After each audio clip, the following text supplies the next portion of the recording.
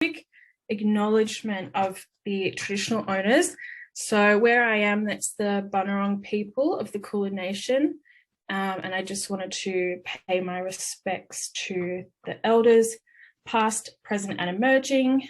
And yeah, I guess we'll begin. So employment counselling, I've been working at CDERP, which I'll give you a little bit of more information about CDERP, because as I said, it's quite a unique sort of part of counselling that I didn't know about when I graduated. And now that I'm working in it, I see what an important part of mental health and disability services it is. But as I said, I'll give you more information as we go along. But like Lauren said, just if you have any questions or comments or anything like that, just put them in the question box or the chat, and then we'll talk about them afterwards. So I'll give you a little bit of an introduction to who we are. So Lauren and I from CDERP, and what we do, so it's the Centre for Disability Employment Research and Practice. And what we do is we are a disability employment service. And the kind of unique part of that is that it was founded and it's run by counsellors. So it's kind of it's got a counselling focus, which, I mean, it's you know, what I've learned is it's quite rare in this industry that there is such a big focus on counselling and mental health, but it's pretty integral, as I've seen, especially with things like employment. That's such a big transition in people's life, including counselling and mental health. It makes sense. So it's a pretty exciting organisation, because it's really, above everything, it's focused on the research and building evidence to why this sort of employment service should be a bigger part of our system. So that I think is a pretty interesting part of it, is that the research and building evidence for the inclusion of employment counselling, that's the biggest, that's a big focus of what we do, rather than, I don't know, other motives or motivations. It's also a person-centered approach, which, as you know, counsellors and other sort of mental health people know, that's a pretty important thing when you're working with clients, is being able to spend enough time with them to really understand who they are, what they want, rather than it being a very quick sort of in and out service. We make sure that there's lots of time spent with the client, that we really understand what they want in terms of what they want for employment, what they want to improve on that will help their employment, all that sort of stuff. It's the person-centered approach is, I think, what sets us apart as well. And like I said, it's the unique incorporation of counselling, and that most of the staff are trained counsellors. So it's an employment service with a really, really big focus on counselling and building skills and mental health. So yeah, like I said, it's pretty unique. And I really enjoy the values and the kind of the ethos behind what we do, because it's, the motivations are to better the counselling and mental health and disability sort of world. And I think that's a pretty good thing to put focus on. So yeah, I think that's a good background of CDERP. So there are two parts to CDERP. The Work First program, there are two parts to it. So the first part is the employment service, which, like I said, is the person-centered focus. So that means that we're really focusing on the client instead of just the outcomes. So there are other focuses like, services, they might be motivated to get jobs as quickly as possible for the clients. And that, I guess it's just people find, different organizations have different motivations. But the thing that we're really focusing on is how do we build a relationship with the client and learn what they want and learn what their goals are for employment and spend enough time with them that there's a really, really good connection. They feel like they can, explore all of the, things that they want to talk about and work on. And I think that's what we like to do, is we like to spend time, quality time, really understanding who these people are and what they want and why they want it, essentially. So that really means that the focus is on the client's passions and career goals rather than just the quick job outcomes. So and that takes time, learning what people's passions are and what their career goals are, really, really long-term goals.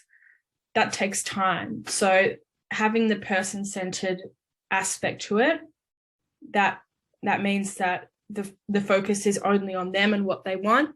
So, they're able to really feel comfortable, because,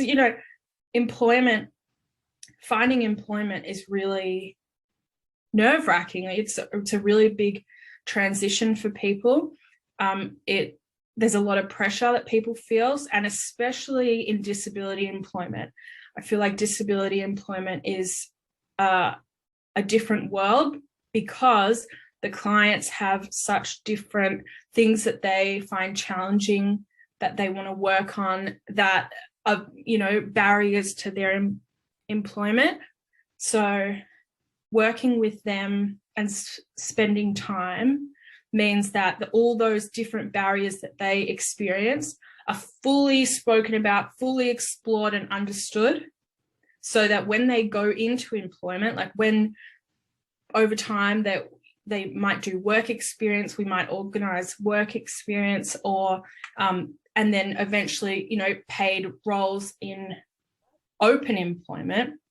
It means that they've fully explored and improved the skills that they might need for that job, if you get what I mean.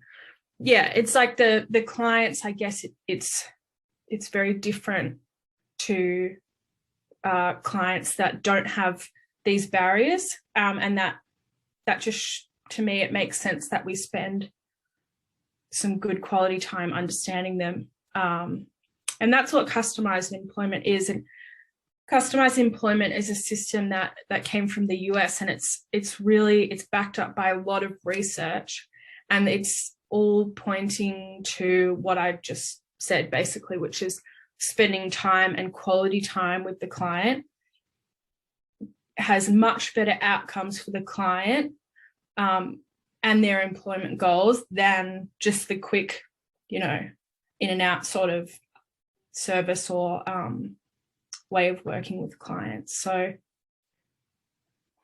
another part of customized employment is prioritizing open employment. So that means that it's prioritizing jobs for clients that pay the same as a worker without a disability would have.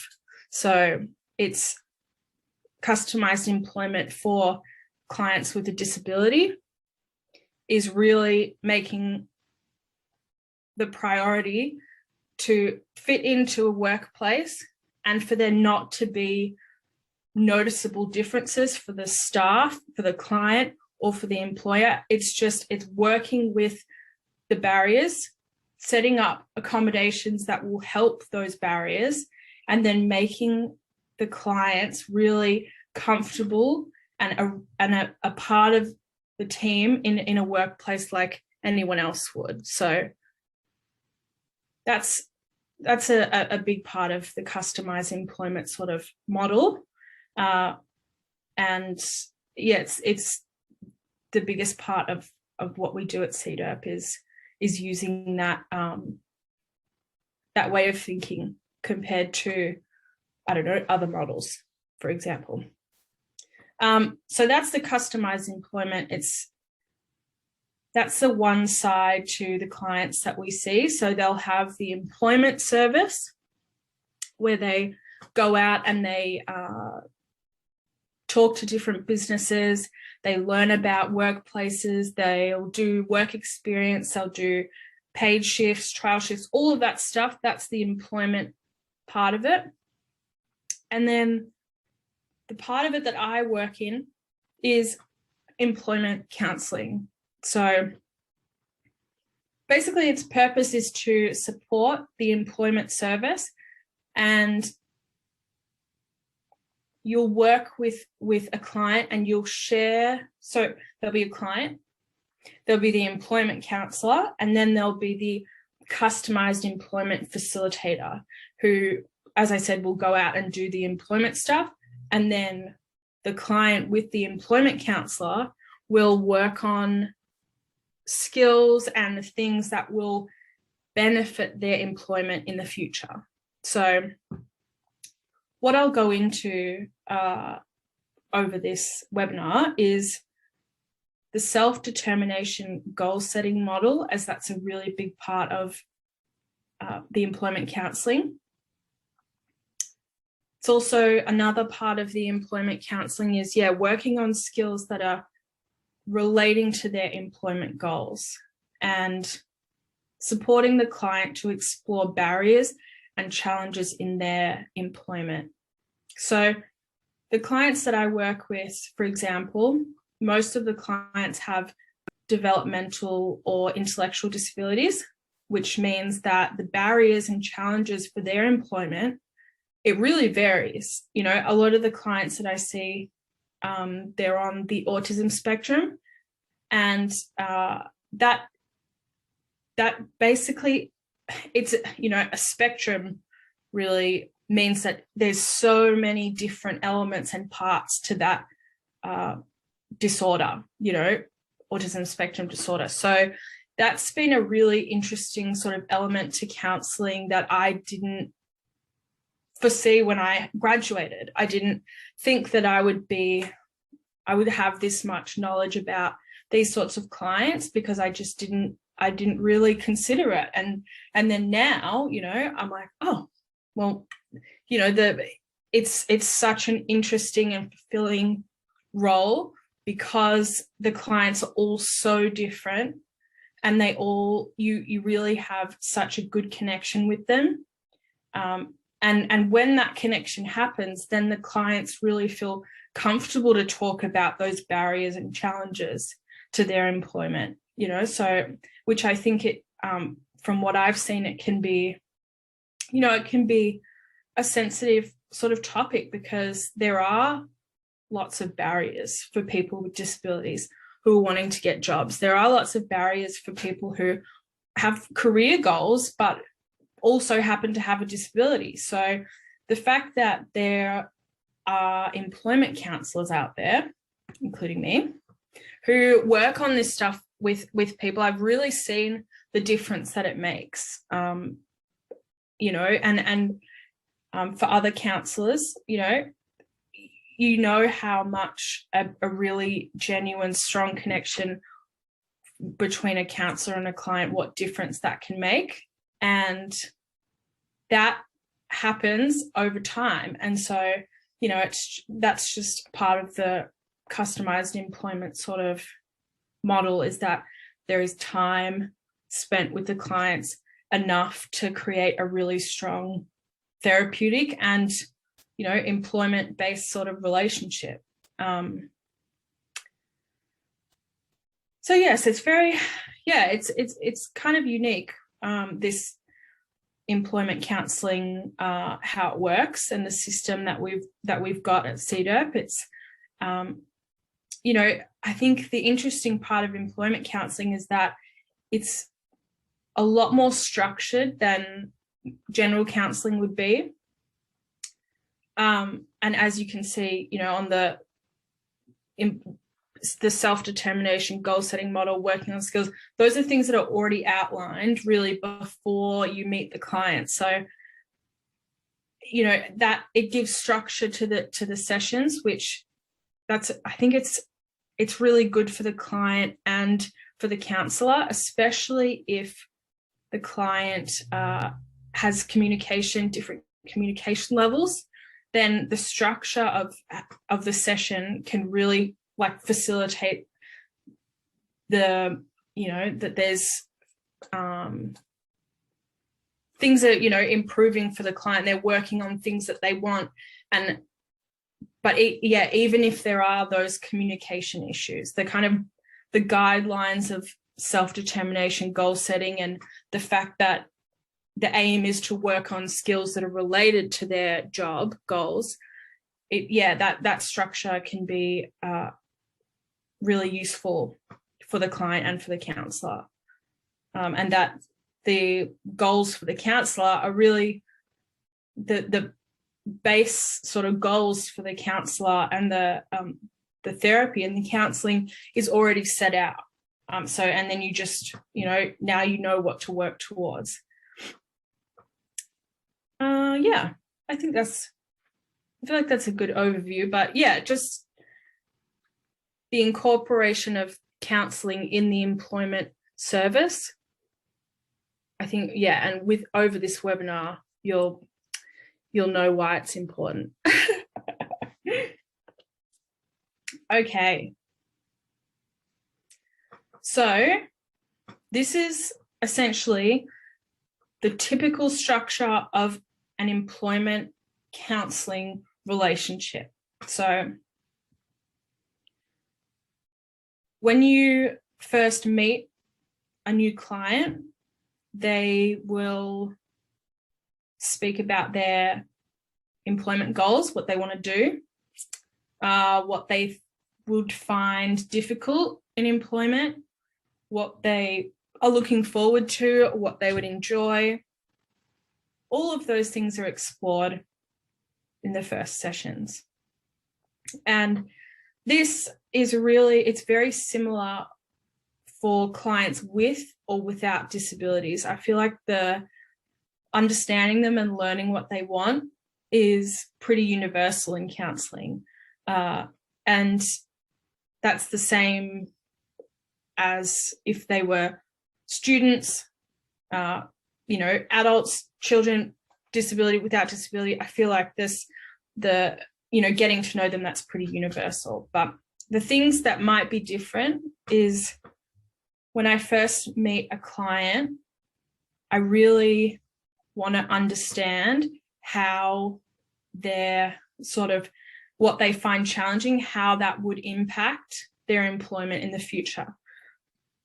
And I think the motivation of understanding the client and what they find challenging is so that when they do get into employment and when they do get into a job, they're not bamboozled, and they're not stressed and so worried about, oh my God, this is a really, really difficult thing that I didn't even consider, or I don't even know how to introduce myself to people in the workplace. Those sorts of things. It's like working on these things in employment counselling is making sure that those things don't happen, as much as possible, that they're feeling really, really confident and prepared, and they've worked through things that would have been challenging for them in their future. So I ask about their routine, so their weekly routine, their daily routine, and as well, I ask them about their reactions to change. And this is somewhat specific to the clients who are on the autism spectrum, only because that is a very common challenge for those clients, is that big changes, in their life or in their daily life, or, just in general, big changes can be really triggering and, as we know, employment is full of change. It's full of transition. It's full of all of those things that people on the autism spectrum might find difficult. So I guess that might be a unique question to ask for people with developmental disabilities, but maybe not, I'm just talking from experience. And yeah, then the usual stuff, the family and friends. And a pretty important question I ask is about their safe zone. So by asking them about their safe zone, I'm trying to understand how they feel, like where and when they feel relaxed and where they feel they can go when they are overwhelmed or upset. And it's also, I ask to see what their knowledge and understanding of coping strategies are, because coping strategies are, having some that you're familiar with and know how to use and when to use them. It's pretty important. And it's pretty important in big transitions like finding employment or even just a stressful day, at work. You need to know what to do when that happens. And so if I ask in the first session, where is your safe zone, or where do you go? What do you do when you feel overwhelmed? And they say, I don't know. I don't know, I don't really do anything. Then it's kind of set up for me to explore coping strategies with them. I'm like, it's like an indicator of, okay, that's something that we're going to do, because that's directly related to their employment goals, because everyone has a stressful day at work. Everyone might need to take a break and go to the bathroom, have a drink of water to, compose. So some people know exactly what they would do and other people don't. So just covering all the bases so that it's, it really goes as smoothly as possible once they're in that, environment, the new employment sort of world. The second part of employment counselling is self-determination, and it's basically creating, setting, and measuring goals that are related to employment or related to skills that are related to employment, if you get what I mean. And that can take time with clients. So from experience, clients who have developmental or intellectual disabilities, they can find that sort of thinking quite complex. Maybe they haven't thought about what they want to do in the future, or maybe some people that I've met haven't done goal setting, sort of structured goal setting before. So that can take some time. Some people can be resistant to it because I don't know, maybe they just don't know how to engage with it yet. So that takes time. And with students, using this self-determination sort of goal setting with students, it can be similar. When I worked in a high school, for example, as a counsellor, students, they can be resistant. They can be, oh, it's lunch break. I don't care about goals. I'm not really worried about, setting goals for what I'm going to do in the future. So it takes time, essentially. It takes time to understand them, understand how goal setting would work for them individually, rather than just trying to blanket, like, this is how we do goal setting, So again, I came back to it.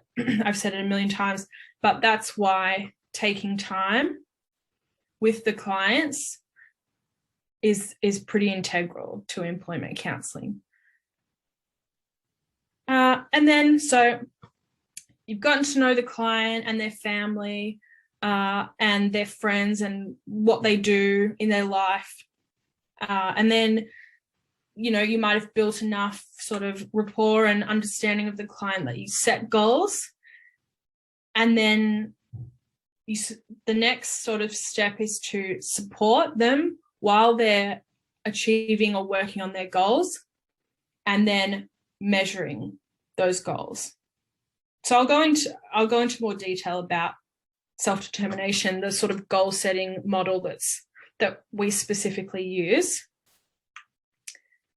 But yeah, that's essentially the structure and the aim of employment counselling. It's to promote goal setting, promote thinking about the future, and then supporting them in whatever they want to do, whatever they choose to do.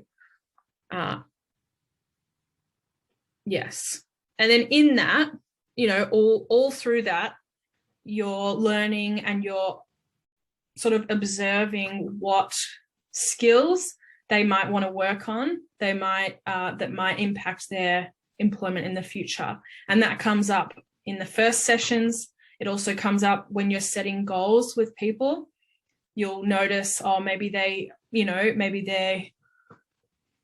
if they choose to, let's think of an example, like if they choose to work on, I don't know, the chores, for example, then that could show, okay, well, they maybe want to work on organization, independence, self-motivation, initiation of tasks, like those sorts of things. They show you those conversations, they show you what to work on with the client. And again, that's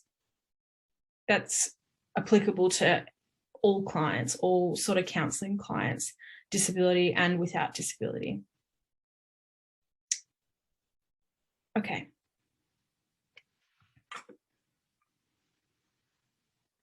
So this is from a really great study that I have read a few times.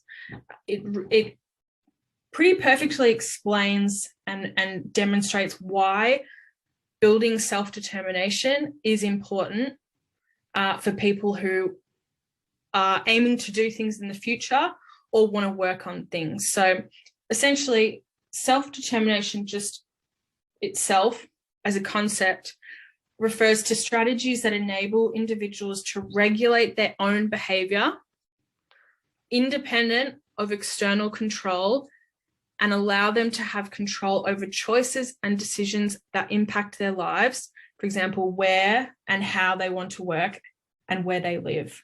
So if we unpack that so the strategies that enable individuals to regulate their own behaviour, so promoting independence, promoting self-exploration, understanding what they want, why they want it, and I would say that's a big part of disability employment and disability counselling as well, is enabling that person to really regulate themselves and know themselves. And I've seen firsthand that can be very empowering to people, especially who themselves have noticed barriers in their own sort of life with employment or, their own independence. It's very empowering to work on that sort of self-determination, those strategies with them. And independent of external control. So to me, that really means that, like, if we go back to the goal setting that focus on self-determination, they're choosing what it is the goal is. They're setting it. They're choosing what it is. They're choosing how they're going to work on it, what they're going to do. And it's that they are completely in control of what they want to achieve. And that is the big focus. And that's essentially what builds that self-determination, is them feeling in control. And that, to the clients that I see, that is a really big, important thing in employment counselling, but also for students at school. for example, that feeling in control, that improves so many other aspects of their life, their goals, their education goals. And what I might do is afterwards, I'll send through these studies that I've read, because they really clearly show the outcomes for, there's some about teachers using, promoting self-determination. And also there are studies that are specific for disability mental health and the impact that has, this sort of focus on self-determination it has. Outcomes, meaning for students, the self-determination, that goal-setting model that I'll go into, the outcomes have been, I don't know the technical education words, but better grades, more involvement, more engagement in their learning, and also post high school and post education outcomes. They're improved and they're impacted positively by self-determination and building those skills.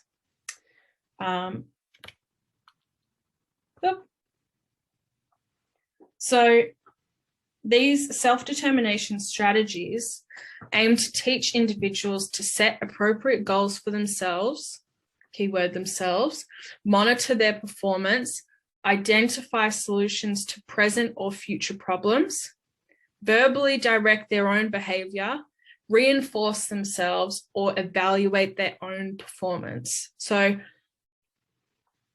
that sums up the self-determination goal setting model, because they're setting the goals for themselves. They're measuring and monitoring how that goal setting is going. They're identifying, okay, what can I do better? What would I do differently? What would work best next time? Verbally direct their own behavior. So not only are they able to set and work on the goals, but they're actually, these strategies also are promoting, like, telling people what you want, telling people what your goals are and how they can help you. And that self-advocacy is directly related to that self-determination, and reinforcing themselves and evaluating their own performance. So that measuring after the goal has been achieved or not achieved. So I'll give you, there's a couple of examples and explanations that sum up what the goal setting sort of model is. So essentially, I'll give you an example. So a client might come to CEDA and they might want to work in a kitchen. And so they've identified that, and they might go and visit some kitchens, some hospitality venues. And while they're doing that, they might have a session on another day with the employment counsellor. And these dot points are exactly what will be explored with that counsellor. So the first thing is self-awareness. So the client, that can take a while, understanding, okay, what do I actually want to achieve, like either in employment or in life in general, and why do I want to achieve it? And I guess with goal setting, those two questions are pretty essential. I can't choose what they want, and I can't choose why they would want it. So that's self-awareness and self-exploration that is going to directly impact their self-determination skills and their employment outcomes, because they can clearly understand, okay, this is what I want, and then that's the reason that I want it, and it makes it easier to visualize, okay, how am I going to get it? but yeah, that self-awareness, and that can take time. That can take time with high school students, you know, thinking about building self-awareness skills. It can be confronting for people. It can be uncomfortable. It can be hard to explain. All of those things, they take time. So the clients that I see, that can take a few sessions to really unpack what they want and how we're going to work on it and why they want to. And that would be the same for high school students, is that time. But I guess, you know, if you're working in a high school and doing employment counselling, you won't have as much time. So that's sort of you really have to know the good hard-hitting questions that will make sure that the student is self-exploring and kind of like unpacking who they are and what they want. So I've got a few resources that I'm going to send after this that will be helpful in those situations where there's not a lot of time, which that, you know, in high schools, and when I was doing counselling in high schools, I experienced that there is not a lot of time. First, just time constraints of class timing, you know, how much free time they have, but also they might get sick of the conversation.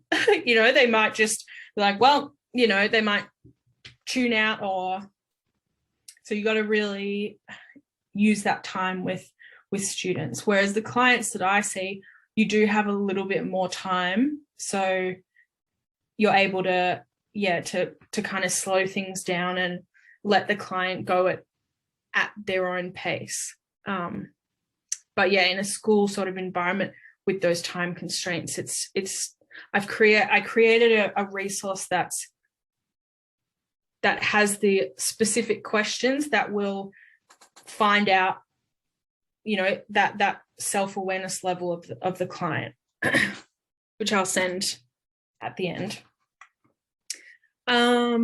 Yeah, so there's short-term and long-term goal setting. There's self-advocacy, like in that quote before. How do I tell someone what I want? How do I verbally communicate what I need and what I want to achieve the goals?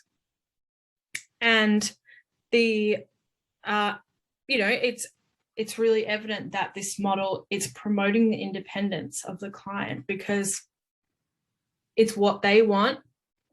It's the goals that they're setting for themselves. It's what they prioritize. And that's really, it's very empowering and impactful in my role and in other counselling roles as well. And yeah, like I said, it's applicable to students and mainstream counselling. And it's, yeah, a lot of the time it's used in disability employment and setting goals for clients with disabilities that want to find jobs.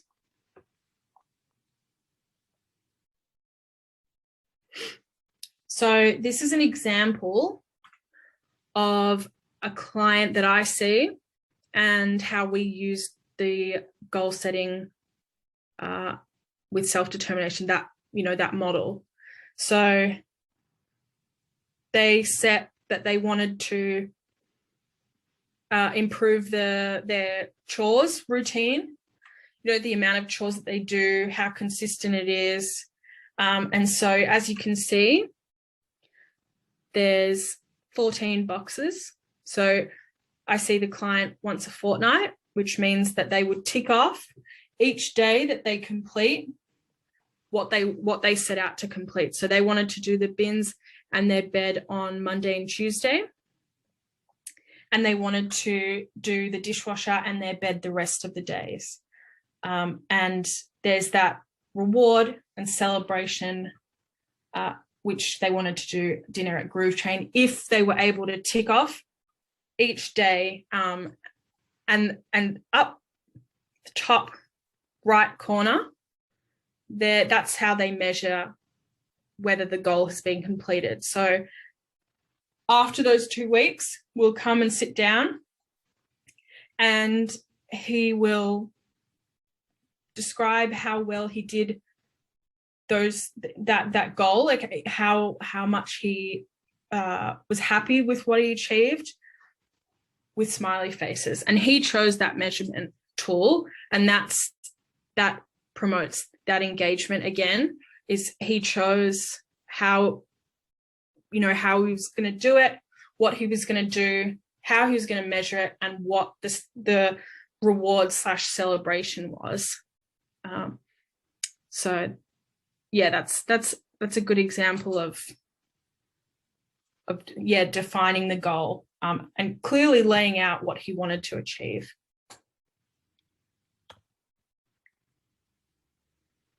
So another part of the employment counselling that I find really, really impactful is using resources. So that depends on the communication level and style of the client. So maybe they will respond really well to emotions cards, or they might respond really well to those kind of story, what were they called? Social stories. And these, so that what do you do card, I use them a lot because it gives you a scenario that might happen in the workplace. So basically this card is asking, what would you do if you have to work with a coworker that you don't get along with? And that prompts so many conversations about what they would find difficult in a workplace, whether their social skills, like what, that it prompts really, really great discussions that lead to the counsellor having a way better understanding of that client's barriers or strengths as well. And it gives the session structure. For some clients, it can be difficult for them to engage, either because they have communication or cognition sort of challenges, or they're just not feeling talkative that day. They're not feeling like they want to engage. And so these resources really just prompt different discussions and different activities that might appeal to that client.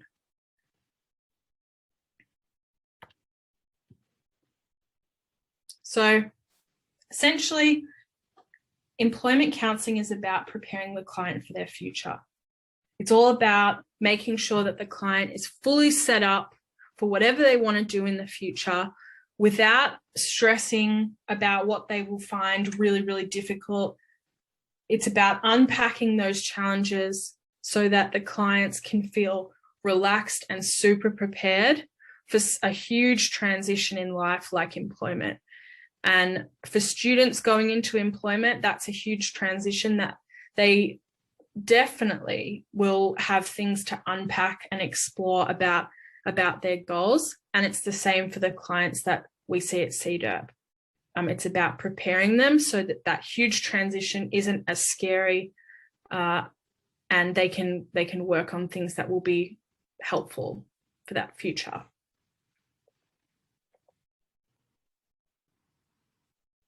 So what I'll do is I'll send out this after the webinar, because there's a lot more information about the self-determined learning model of instruction, because that's specifically for school and education, that sort of counselling.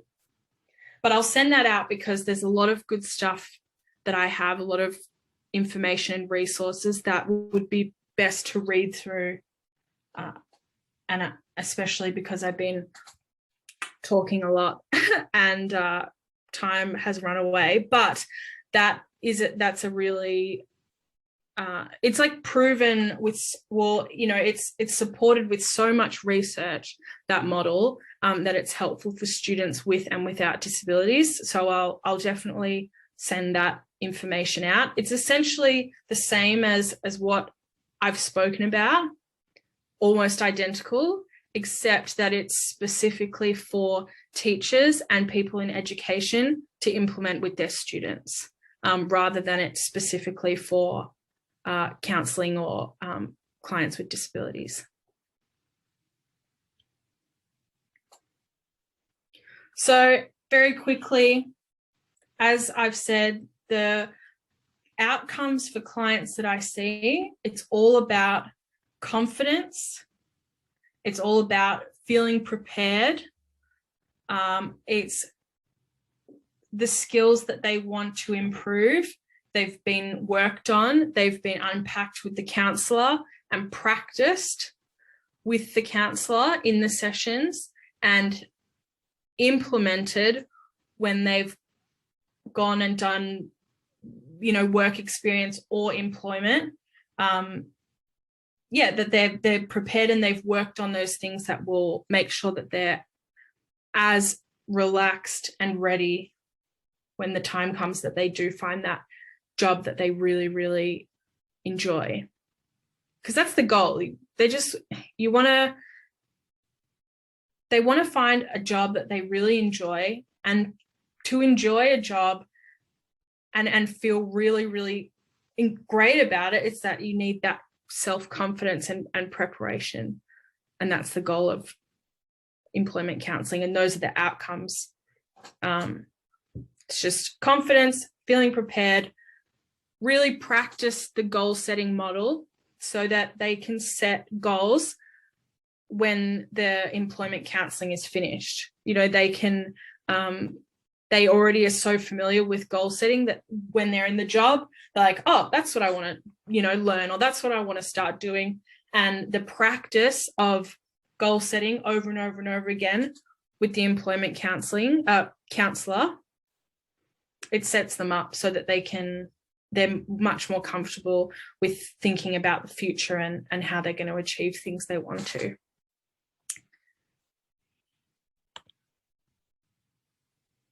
So as I've said, and I've spoken about, we'll have enough time for questions.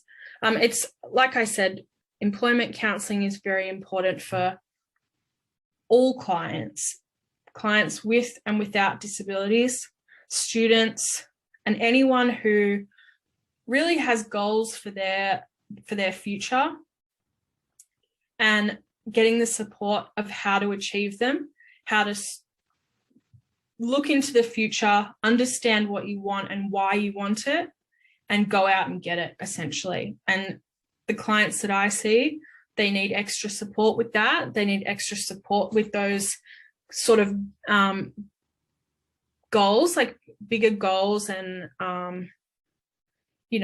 life goals and big things like employment.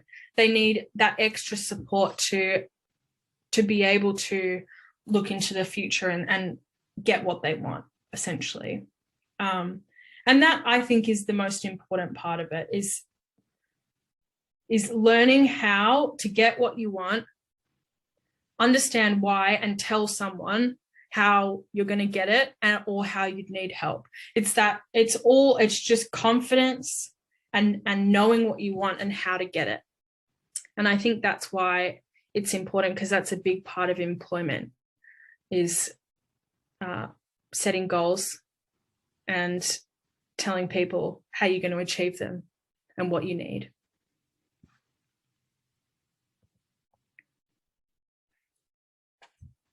Okay.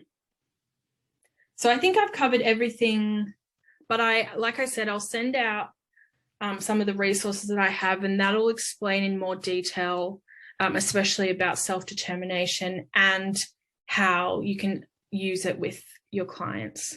So yes, I think now might be a good time to look at the questions.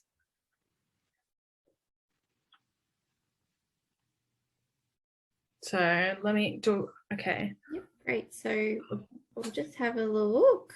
And if anyone wants to pop their hand up, if you'd like to ask a question, otherwise you can pop it in the chat box.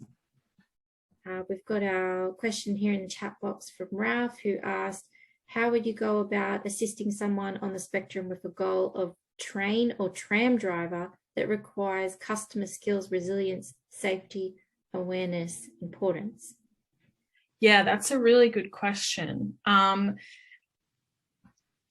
can you read out the last part? That what were the skills? Resilience. Resilience, safety awareness, importance. Yeah.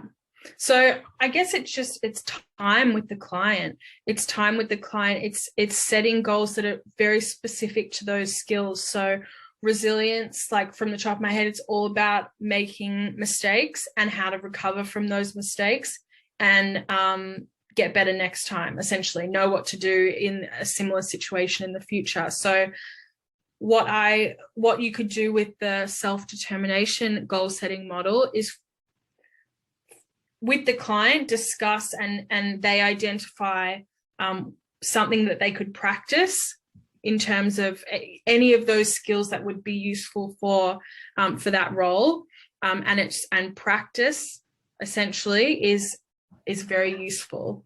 But yeah, as taking just lots of time and learning what they want. Good. I had a question as well. Can you provide an example of a recent client outcome transitioning successfully into employment and some of the barriers you faced? Okay. So a specific example of a client and the outcome. Yeah. So I work with someone who he is on the autism spectrum and he has always wanted to work in the kitchen in hospitality. So something that he struggled with was communication and especially showing people how he's feeling. So as you know, when you're at work and especially in a sort of kitchen environment, you really have to show that you're motivated, committed. Yeah, I'll do that. Yeah, I'll go over here. And so what he struggled with is the communication part of it. So if someone told him you need to go and do that task, he might interpret it differently if they don't ask him directly, or in other situations, he might show with his facial expressions and body language that he isn't motivated or that he's low energy. So what we did is we practiced how to communicate with body language and facial expressions, practiced responses when he gets told what to do what to do in the kitchen. And also I spoke to the head chef and employer to make sure that they understood his communication style. So I said to the head chef, I said, when you're telling him what to do and tasks, you have to tell him specifically what to do and how to do it. Because, for example, the head chef would say, the floor really needs to be mopped over there. And for this client on the autism spectrum, he's like, okay, that's really interesting that, and it wasn't direct enough that he would instantly respond and know what to do. So overcoming that was practice and discussing it in detail with the client and then talking to the employer. And now he's worked in a kitchen for months and loves it. Great. So another question that I have is, are all self-determination goals based on employment? No, they're not. So self-determination goals can be about anything.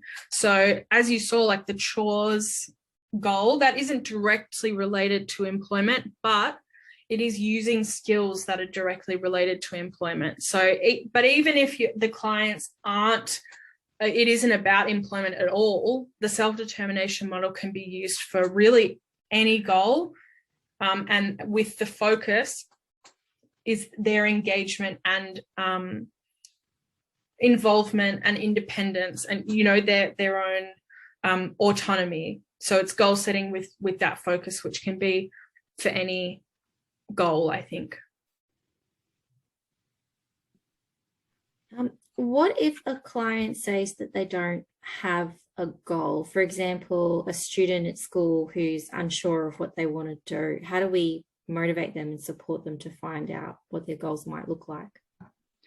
That's a good question, because it's really difficult. And I think that's something that most counsellors find difficult, is what happens if a client isn't engaging or doesn't know how to engage. And all I do is I take time. It might take a few sessions, or I'll ask questions that are related to their interests. Other topics like their strengths, like what they find challenging, those sorts of questions about themselves and who they are will usually lead to some knowledge about what they could work on, what they find difficult. So I think those questions about them specifically and that exploration of self-awareness, that's what will lead to more the client like knowing what they want to achieve more. Great. So okay, got another one. Hang on. So Ralph had another one. Have you had a situation where a client is unable to achieve a goal, for example, in customer service? How do you handle it? Yes, I guess that does happen. I'm trying to think of a specific example, but it does happen, and that's when the goal, has been, they've set it, they know what they're going to do, and they try to achieve it. That's when the measuring comes in handy, because so they measure it, and then it might be that they're unable to achieve it. So then you adjust the goal. So maybe the goal, it was, it used skills that they weren't really confident in yet, or it was too big of a goal. So maybe you reduce the sort of, the size of the goal, make it more manageable for that client. But that's where adjusting is a big part of it. And you get that from how they've measured it themselves, how they've measured that goal themselves.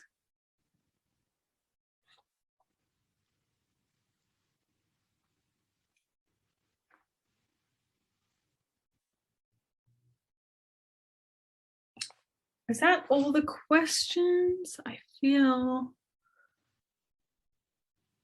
Oh, sorry. How many sessions do you typically allow to achieve the goals? I don't know if there's a limit. Like, I don't know if there's a set limit, but what you do is, like in the example that I showed, the time limit for that goal was 2 weeks. So the client decided that every day for 2 weeks, they wanted to tick that off. So that kind of gives the time constraint of the goal setting for that goal specifically. But it's really up to the client. It's up to the client and what they feel comfortable doing. Sometimes they might get to a session and said, oh no, I haven't done anything for it, but I'll do it this week or something. So I guess it's very different for each client, but the time sort of setting the goal, usually there'll be a time limit before it's worked on. Good. I have one last question. How can I support a student that is on the spectrum who suffers from anxiety and depression to communicate their concerns when they appear confident and respond with yes to every question, but never follows through? Yeah, that's really tricky, and it's quite common. A lot of the clients that I see, it's similar. The only thing that really I've seen is that works is going back to their strengths, going back and re-exploring their confidence level, their strengths, what makes them what, that their strengths. And I guess the other thing that I've found helpful is practice. So either writing scripts for what they truly believe, what they really want to say, practicing it, role playing it with the counsellor, and just understanding what they would say if they could or if they wanted to, and practicing it so that if they